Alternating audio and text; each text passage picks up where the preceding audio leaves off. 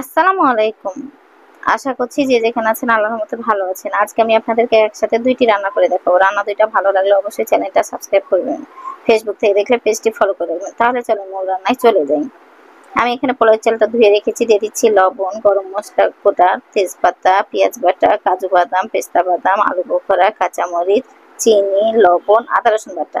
দিয়ে দিচ্ছি এখানে গুঁড়ো দুধ। আমি এখানে ডিপ্লোমা গুঁড়ো দুধটা ব্যবহার করছি, আপনারা যে কোনো ব্র্যান্ডের গুঁড়ো দুধ নিয়ে নিতে পারেন। ধুয়ে রাখা চালটাকে প্রেসার কুকারে দিয়ে নিলাম। প্রেসার কুকারে রান্না করলে ঝটপট হয়ে যায়। সব চালগুলো নিয়ে নিলাম। আমি এখন সব মশলাগুলোকে দিয়ে দিচ্ছি। এখানে আপনারা যদি 2 পট চাল নেন অবশ্যই 3 পট পানি নেবেন। যে পটে চাল নেবেন সে পটেই পানি দিবেন। সব মশলাগুলো দেওয়ার পরে দিয়ে দিলাম গুঁড়ো দুধ 2 চামচ, তেল দিচ্ছি 4 চামচ।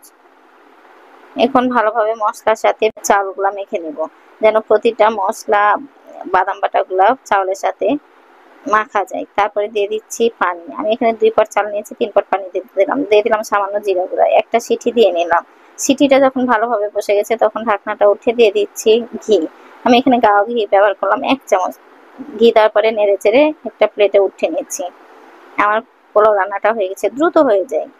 আর দেখেন কতটা ঝরঝরে হয়েছে, দেখে বুঝতে পারছেন। উপর দিয়ে একটু বেরেস্তা দিয়ে দিলাম, একটু ডেকোরেশন করে নিচ্ছি, যে যেমন ভাবে ডেকোরেশন করা যায়।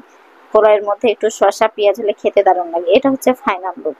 সাইডে একটা লেবু দিয়ে নিলাম। আশা করছি পোলাও বানাটা ভালো লেগেছে। আমি এখন আপনাদেরকে গোটা মুরগি রোস্ট করে দেখাবো। মুরগি রোস্টটা ভালো লাগলে অবশ্যই চ্যানেলটা সাবস্ক্রাইব করে পাশের বেল আইকনটি প্রেস করে রাখবেন, তাহলে নতুন রান্না আপলোড করার সাথে সাথে নোটিফিকেশন চলে যাবে। এটা হচ্ছে গোটা একটা মুরগি, আমি 900 গ্রামের মতো নিয়েছি। এখন কাঁটা চামচ থেকে একটু গেঁথে নিচ্ছি, যেন ভিতরে সব মশলাগুলো ঢুকে যায়। আর অবশ্যই কাঁটা চামচ দিয়ে এভাবে গাঁথার চেষ্টা করবেন, না হলে ভিতরে লবণ ঢুকবে না, একটা আঁশ লাগবে। দিয়ে দিচ্ছি লবণ 1 চামচ, মরিচের গুঁড়া 1/2 চামচ, সয়া সস দিলাম 3 চা চামচ। এখন মশলাগুলোকে মুরগিটার সাথে ভালোভাবে মাখিয়ে নিতে হবে, তাহলে ভিতরে লবণটা ঢুকে যাবে। আমি আধা ঘন্টার জন্য রেস্টে রেখে দিলাম। এখানে নিয়েছি চীনাবাদাম, পেস্তা বাদাম, আলু বোখরা, কাজু বাদাম, কাঠবাদাম। এখন বাদামগুলোকে আধা ভাঙা করে নেব। চুলার উপর একটা প্যান বসিয়ে দিয়ে দিচ্ছি সরিষার তেল। তেলটা ভালোভাবে গরম এসছে তখন পেঁয়াজগুলোকে দিয়ে নিলাম। আমি পেঁয়াজটাকে বেরেস্তা করে নেব। পেঁয়াজের কালারটা চেঞ্জ হতে লেগেছে, আমার পেঁয়াজটা বেরেস্তা করা হয়ে গেছে। আমি এখন একটা প্লেটে উঠিয়ে নিচ্ছি। সেই তেলে দিয়ে দিচ্ছি মুরগিটা দেওয়া মাত্র 30 সেকেন্ডের মধ্যে উল্টে দেবেন, না মুরগি শেপটা নষ্ট হয়ে যাবে। আমি এভাবে মুরগিটাকে উল্টে পাল্টে ভেজে নেব। খুব একটা কালো কালার করবো না, ব্রাউন কালার হয়ে আসলেই ভেজে নিতে হবে। আপনার মুরগি ভাজার উপরই ডিপেন্ড করে মুরগির রোস্টটা।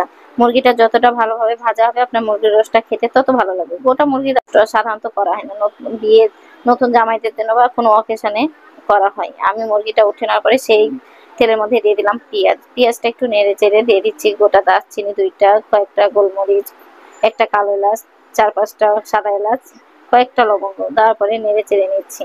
যখন মশলা থেকে ঘ্রাণ বেড়েছে তখন দিয়ে দিলাম পেঁয়াজ বাটা 2 চা চামচ, দিয়ে দিচ্ছি আদা রসুন বাটা 1.5 চামচ। এখন মশলাগুলা দেওয়ার পরে নেড়ে চেড়ে সামান্য পানি দিলাম যেন মশলাটা পুড়ে না যায়। দিয়ে দিচ্ছি টক দই 3 চা চামচ, টমেটো সস দিলাম 1 চামচ, ধনিয়া গুঁড়া দিলাম 1/2 চামচ, লবণ 1 চামচ, গরম মশলা গুঁড়া 1/2 চামচ। এখন মশলাগুলো দিয়ে নেড়ে চেড়ে নিচ্ছি। আর কালারটা দেখেন কতটা সুন্দর এসেছে। আমি এখানে রাঁধুনি রোস্ট মশলা ব্যবহার করছি। দিয়ে দিচ্ছি 3 চা চামচ ভর্তি করে। মশলাটা দেওয়ার পরে একটু নেড়ে চেড়ে নিলাম। সামান্য পানি দিয়ে ঢাকনা দিয়ে ঢেকে দিচ্ছি যেন মশলাটা খুব ভালোভাবে কষায়। মশলার কষার উপরেই ডিপেন্ড করে আপনার রোস্টটা। আমি 3টা মরিচকে থেতো করে নিব। ঢাকনাটা উঠিয়ে আমি মুরগিটা দিয়ে দিচ্ছি, কারণ মশলা থেকে আমার সাইড দিয়ে তেল ছেড়ে দিচ্ছে। মশলাটা খুব ভালোভাবে কষা হয়েছে দেখে বুঝতে পারছেন। ঢাকনা দিয়ে ঢেকে দিলাম। ঢাকনাটা দিয়ে দিচ্ছি 2টা তেজপাতা, যে মরিচটাকে আধা ভাঙা করে রেখেছিলাম সেটা দেওয়ার পরে নেড়ে চেড়ে নিচ্ছি। আর এভাবে মুরগির রোস্টটাকে ভালোভাবে কষিয়ে নিতে হবে। জালটাকে অবশ্যই মিডিয়াম আঁচে রাখবেন, হাই হিটে রাখবেন না। আর দেখুন মশলার কালারটা আমার চেঞ্জ হয়ে এসছে। দিয়ে দিলাম বাদামগুলো আধা ভাঙা করে নিয়েছি আর 2টা আলু বোখরা। দেওয়ার পরে নেড়ে চেড়ে নিচ্ছি। আমার মুরগিটা ভালোভাবে কষা হয়ে গেছে, পানি দিলাম। আমি আপনাদেরকে শর্টকাট করে দেখাচ্ছি, যেহেতু আমার ভিডিওটা তখন লং হয়ে যাবে। যখন ভালোভাবে ফুটে এসেছে তখন উল্টে দিতে হবে। মুরগিটা সিদ্ধ করলে মুরগির ভিতর লবণও যাবে, খেতেও ভালো লাগবে। গোটা গোটা কাঁচামরিচ আমি 4টা দিয়ে দিলাম চিনি 1/2 চামচের মতো। নেড়ে চেড়ে ঢাকনা দিয়ে ঢেকে দিলাম। একেবারে 20 মিনিট পর ঢাকনা উঠে একটু নেড়ে দিচ্ছি। উপর দিয়ে বেরেস্তা দিয়ে দিলাম। নেড়ে চেড়ে আবারও ঢাকনা দিয়ে ঢেকে দিতে হবে। এটা হচ্ছে ফাইনাল লুক। আমি এখন একটা সার্ভিং প্লেটে উঠে দেখাচ্ছি। আশা করছি আজকে মুরগির গোটা রোস্টটা ভালো লেগেছে। ভালো লাগলে অবশ্যই চ্যানেলটা সাবস্ক্রাইব করে পাশের বেল আইকন প্রেস করে রাখবেন, তাহলে নতুন রান্না আপলোড করার সাথে সাথে নোটিফিকেশন চলে যাবে। আমার দুইটা রান্না কমপ্লিট। রান্না দুইটা কেমন হয়েছে অবশ্যই কমেন্ট করে জানাবেন। উপর দিয়ে একটু বেরেস্তা দিয়ে দেবেন, তাহলে দেখতে ভালো লাগবে। বন্ধুদের সাথে বেশি বেশি শেয়ার করবেন, কমেন্ট করে জানাবেন রান্না দুইটা কেমন হয়েছে। আর রান্নাগুলো ভালো লাগলে অবশ্যই লাইক দেবেন, লাইক দিতে ভুলবেন না। যারা চ্যানেলটা সাবস্ক্রাইব করেছেন তাদেরকে তো অসংখ্য ধন্যবাদ। যারা চ্যানেলটা সাবস্ক্রাইব করেন প্লিজ চ্যানেলটা সাবস্ক্রাইব করেন। আপনাদের একটা সাবস্ক্রাইব আমার জন্য অনেক মূল্যবান। আল্লাহ হাফেজ।